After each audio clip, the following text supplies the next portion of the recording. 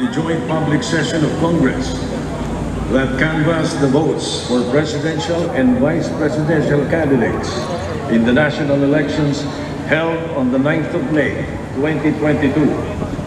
It is my distinct honor and privilege to join you in this historic occasion and read the dispositive portion of the resolution of both houses, which proclaim the duly elected President and Vice President of the Republic of the Philippines. The dispositive portion of the said resolution reads as follows. Resolved further to declare that candidate Ferdinand Bong Bong Romualdez Marcos Jr.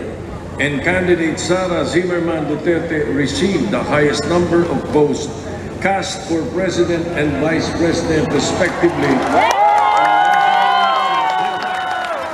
the 9th of May, 2022, and by virtue thereof to proclaim Ferdinand Bong Bong Romualdez Marcos Jr. as the duly elected President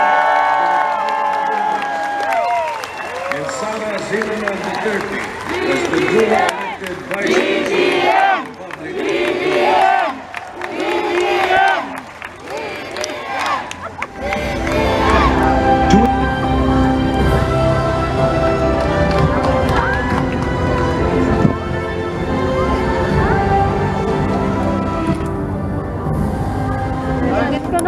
Sungay po.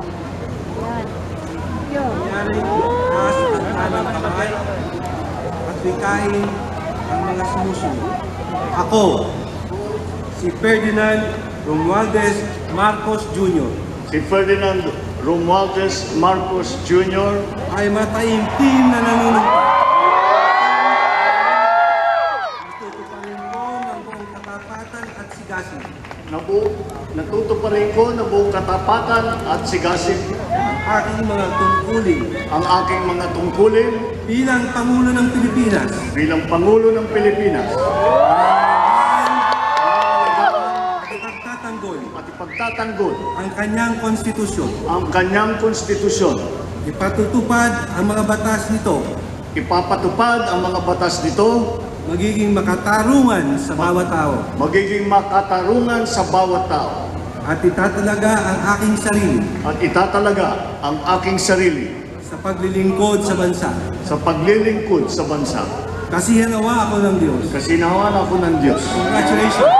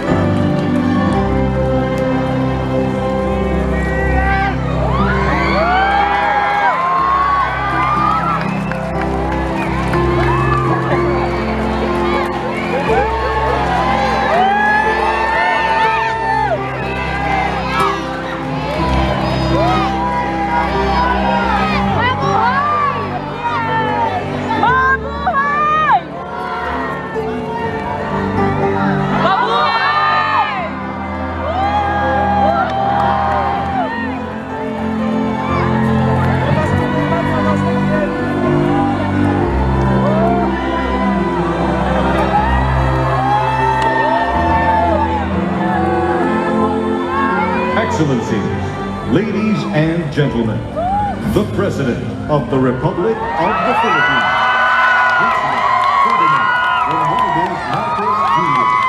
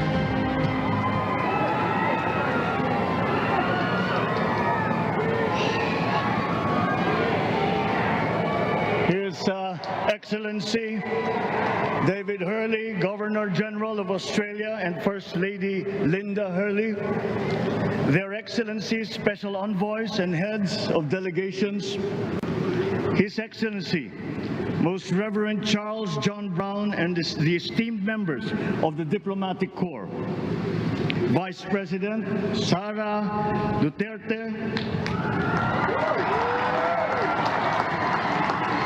President Fidel Ramos, President Joseph Ejercito Estrada,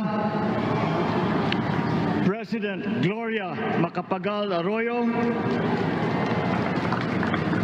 Senate President Vicente Soto III, and the honorable members of the Philippine Senate, House Speaker Lord Alan J. Velasco, and the honorable members of the House of Representatives, Chief Justice Alexander Gesmundo, and the honorable justices of the Supreme Court, of course, First Lady Lisa Araneta,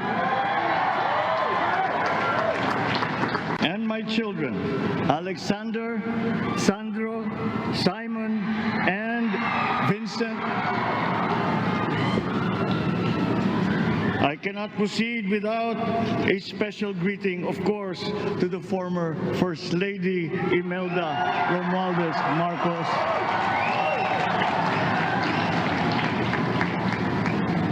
Other distinguished guests, ladies and gentlemen, my friends, ang aking minamahal na mga kababayan, magandang tanghali po sa inyong lahat. This is a historic moment for us all. I feel it deep within me. You, the people, have spoken, and it is resounding. When my call for unity started to resonate with you, it did so because it echoed your yearnings, mirrored your sentiments, and expressed your hopes for family, for country, and for a better future. That is why it reverberated and amplified as it did, to deliver the biggest electoral mandate in the history of Philippine democracy.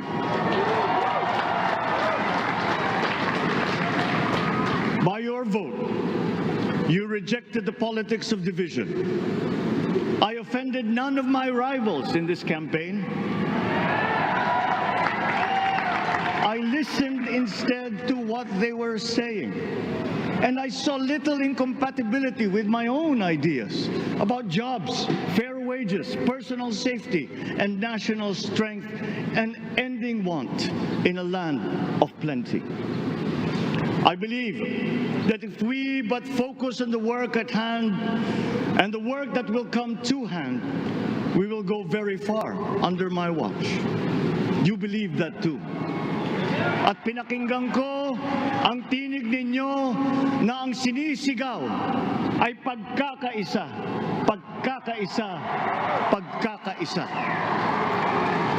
We will go farther together than against each other, pushing forward, not pulling each other back, out of fear, out of a misplaced sense of weakness. But we are the furthest from weak. The Filipino diaspora flourishes even in the most inhospitable climes, where they are valued for their quality. The changes we seek will benefit all and will shortchange no one. I was not the instrument of change. You were that. You made it happen. I am now.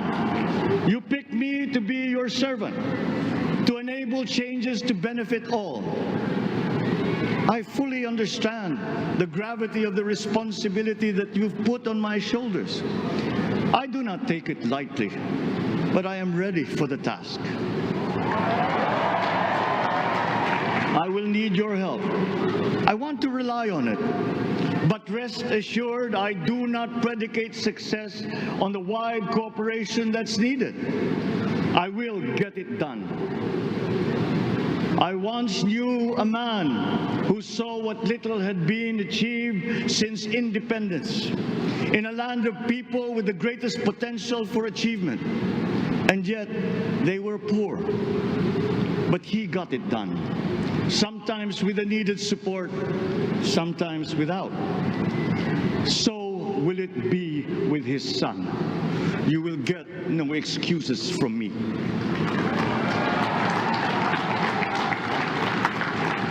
I am here not to talk about the past.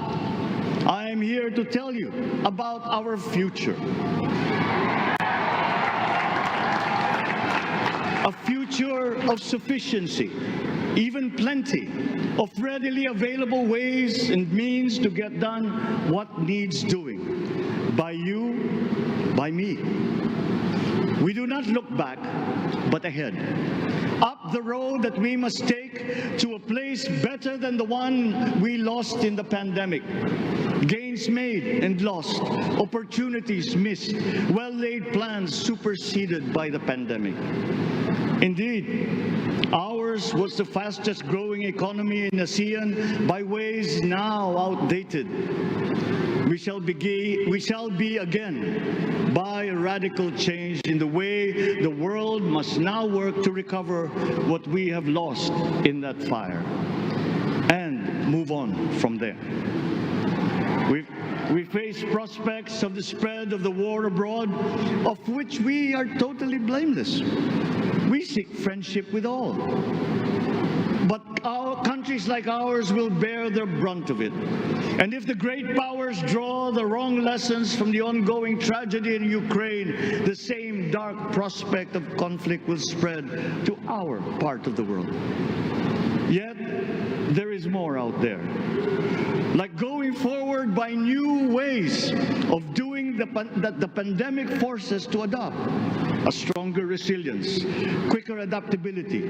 They are our best prevention. They are our best protection.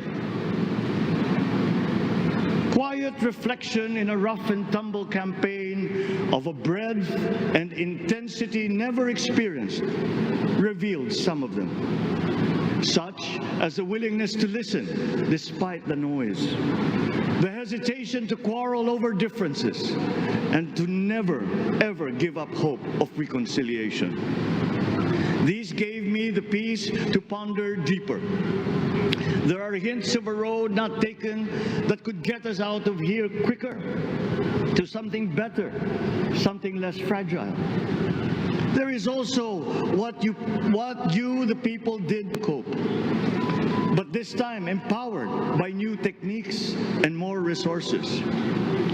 You got by, getting some of what you needed with a massive government help. And for this, I thank my predecessor for the courage of his hard decisions. But there is a way to put more means and choices in your hands. I trust the Filipino. Imagine how much more you'd achieve if government backstops instead of dictating your decisions. Always there to pick you up when you fall, giving what you need to get past a problem. Imagine if it invested in your self-empowerment to bring it closer to taking on whatever challenges come. Imagine a country that, in almost every sense, is you. Now imagine what you and government can achieve together. We did it in the pandemic. We will do it again. But again, I will not predicate my promise to you on your cooperation. You have your own lives to live, your work to do, and there too I will help. Government will get as much done alone without requiring more from you. That is what government and public officials are for. No excuses, just deliver. It was like that once upon a time.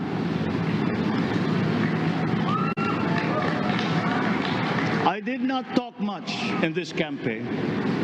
I did not bother to think of rebutting my rivals. Instead, I searched for promising approaches better than the usual solutions. I listened to you. I did not lecture you who has the biggest stake in our success. And the forthcoming State of the Nation will tell you exactly how we shall get this done. In this fresh chapter of our history, I extend my hand to all Filipinos. Come, let us put our shoulders to the wheel and give that wheel a faster turn to repair and to rebuild and to address challenges in new ways, to provide what all Filipinos need, to be all that we can. We are here to repair a house divided, to make it whole, and to stand strong again in the bayanihan way, expressive of our nature as Filipinos. We shall seek, not scorn, dialogue. Listen respectfully to contrary views. Be open to suggestions coming from hard thinking and unsparing judgment. But always from us, Filipinos. We can trust no one else when it comes to what is best for us. Past history has often proven that. Solutions from outside divided us. None deepened our understanding. They were always at our expense. Never forget, we are Filipinos. One nation, one republic, indivisible. We resisted and never failed to defeat foreign attempts to break up our country in my father's watch. His strongest critics have conceded that. So let us all be part of the solution that we choose. In that lies the power to get it done. Always be open to differing views, but ever united in our chosen goal. Never hesitating to change it, should it prove wanting. That is how agile, resilient republics are made. Our future we decide today.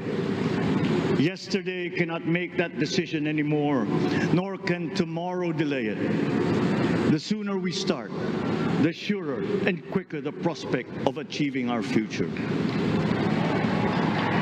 These are troubling times. What's happening to others can happen to us, but it will not. We see what's happening. We are witness to how it is being stopped, and we have seen the glory that crowns struggle against all odds. Giving up is not an option. We've been through times of bitter division, but united, we came through to this when it shall begin again, but better. The campaigns I've run have taken me here where I stand today. I listened to you, and this is what I have heard. We all want peace in our land.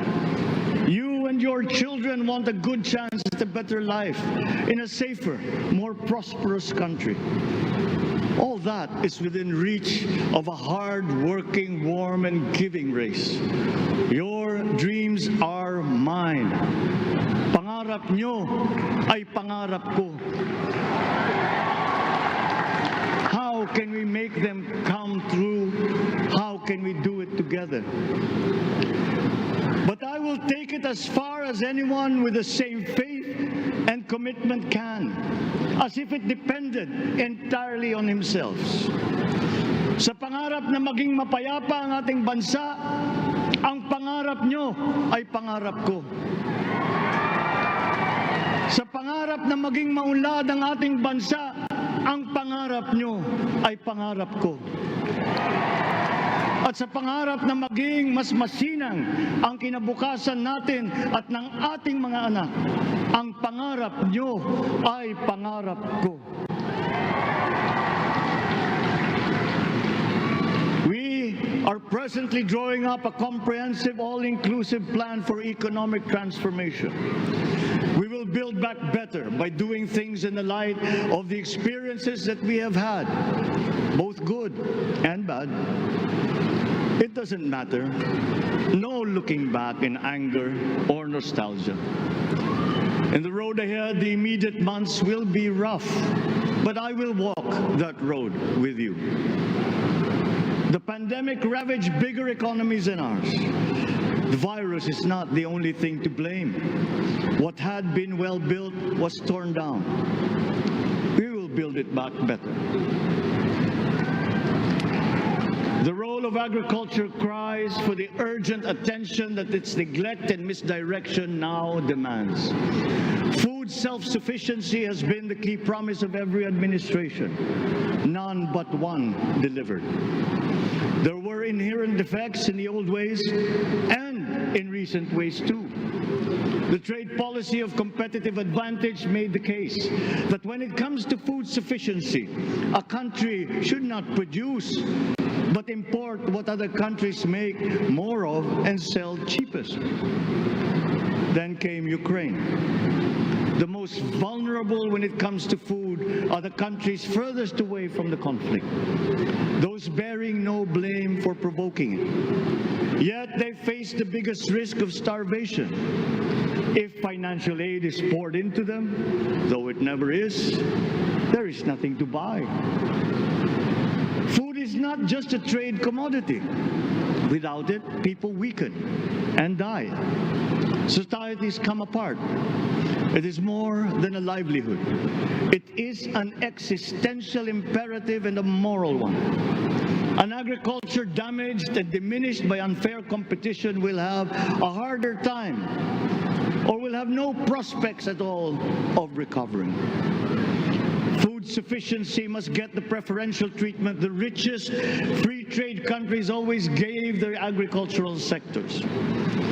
Their policy boils down to don't do as we do. Do what we tell you to.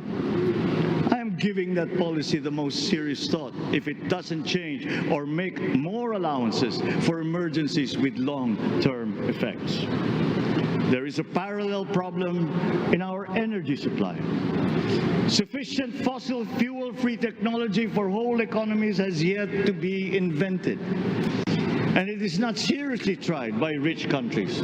Again, consider the response of the richest countries to the war in Ukraine. But surely, a free world awash with oil can assure supplies. Or we will find a way. We are not far from oil and gas reserves that have already been developed. What we teach in our schools, the materials used must be rethought. I am not talking about history. I am talking about the basics, the sciences, sharpening theoretical aptitude and imparting vocational skills, such as in the German example, alongside the national language with equal emphasis and facility in a global language, which we had and lost. Let us give OFWs all the advantages we can for them to survive and to thrive. Our teachers from elementary up are heroes fighting ignorance with poor paper weapons. We are condemning the future of our race to menial occupations abroad. Then they are exploited by traffickers. Once we had an education system that prepared coming generations for more and better jobs. There is hope for a comeback. Vice President and soon-to-be Secretary of Education, Sara Duterte Carpio, will fit that mission to a T. We won't be caught unprepared, under-equipped, and understaffed to fight the next pandemic. To start with, we never got over the pandemic of poor, if any, free public health. The last major upgrade of a public health system, exemplified by the resources poured into PGH, predates the current shambles by 3 generations. Our nurses are the best in the world. They acquitted themselves with the highest distinction abroad, having suffered even the highest casualties. With the same exemplary dedication at home, they just got by. They are out there because we cannot pay them for the same risk and workload that we have back here. There will be changes starting tomorrow. I am confident because I have an OPLE in my cabinet. were shortcomings in the COVID response. We will fix them out in the open. No more secrets in public health. Remember, I speak from experience. I was among the first to get COVID. It was not a walk in the park. My father built more and better roads, produced more rice than all administrations before his. President Rodrigo Roa Duterte built more and better than all the administrations succeeding my father's. Much has been built, and so well, that the economic dogma of dispersing industry to develop the least likely places has been upturned. Development was brought to them. Investors are now setting up industries along the promising routes built. And yet, the potential of this country is not exhausted. Following these giant steps, we will continue to build. I will complete on schedule the projects that have been started. I'm not interested in taking credit. I want to build on success that's already happening.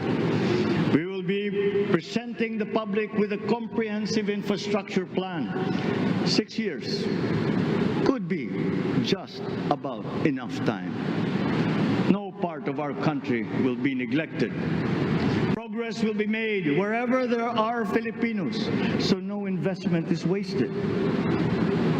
The recovery of Philippine tourism, with its emphasis on accessing nature's beauty, I am sure will exceed expectations. And bigger is not always better, but there's something to be said for economies of scale. And yet the country invites investments in fast-rising industries with quick returns and inflicts irreparable damage for future generations. We have yet to see large-scale practical solutions to pollution, though some are beginning to emerge. But there are tried and proven new ways of mitigation. Blades have been turning over the sand dunes of Ilocos Norte, harnessing a power all around but unseen long before this day. I built them. The rich world talks a great deal but does a lot less about it than those with much less, but who suffer more death and destruction from climate change and lack of adaptation. We will look to our partners and friends to help the Philippines, who, despite having a very small carbon footprint, is at the highest risk. First, spare victims, then help them recover, and move on to lessen the harmful impact of climate change. We too have our part to play. We are the third biggest plastics polluter in the world, but we won't shirk from that responsibility. We will clean up. You will not be disappointed, so do not be afraid. With every difficult decision that I must make, I will keep foremost in my heart and in my mind the debt of gratitude I owe you for the honor and responsibility that you have conferred on me. Whatever is in a person to make changes for the better of others, I lay before you now in my commitment. I will try to spare you. You have your other responsibilities to carry. But I will not spare myself from shedding the last bead of sweat or giving the last ounce of courage and sacrifice. And if you ask me why I am so confident of the future, I will answer you simply that I have 110 million reasons to start with. Such is my faith in the Filipino.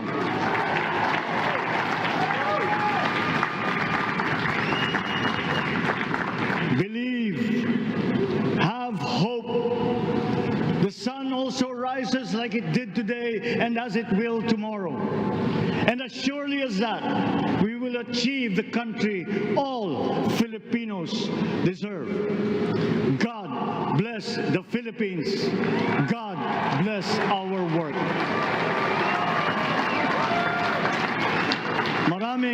Maraming salamat po sa inyong lahat. Mabuhay ang Pilipinas. Magandang tanghali po.